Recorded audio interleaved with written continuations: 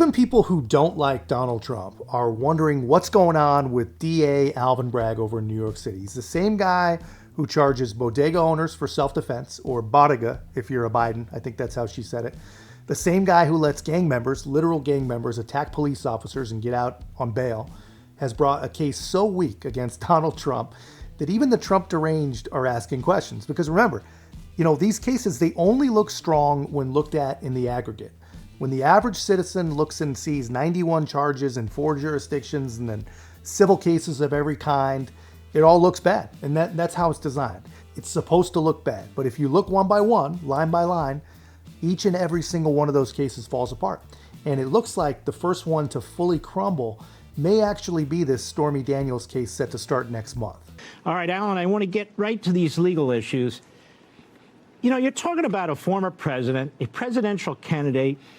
If you're a DA or an attorney general or a U.S. attorney or a special prosecutor, shouldn't you be ultra careful about what kind of laws you're going to use to take somebody on rather than digging the bottom of the criminal code looking for anything you can to twist and rewrite? I agree completely. In 60 years of practicing criminal law, I've always said, if you're going after somebody like this, who's running for president and half of the country supports him, you better have the strongest, most airtight case imaginable. If you're going to try to interfere with an election, try to tell people that they shouldn't vote for a candidate of their choice, you better have a slam dunk case. And these 4 cases that have been generated against him are among the weakest and most flawed cases I've ever seen. The New York case, which is going to be the first one tried, is laughable. It's not a felony. It's not a misdemeanor. It's not a federal case. It's not a state case.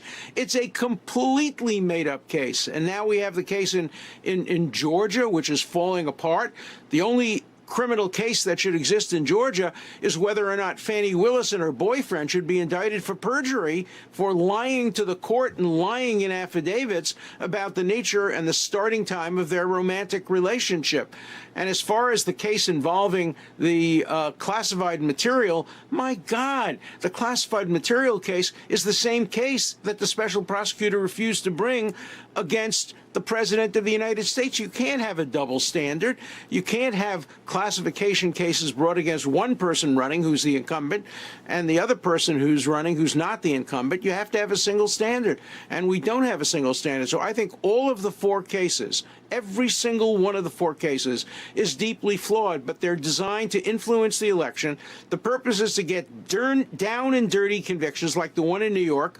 New York, they'll convict a ham sandwich if its name is Trump, and then it'll be reversed on appeal, but that'll be too late. It'll be after the election. This is really election interference. I don't think there's 2 other people on the entire planet that could have described that better. Guys, don't allow yourself to be fooled.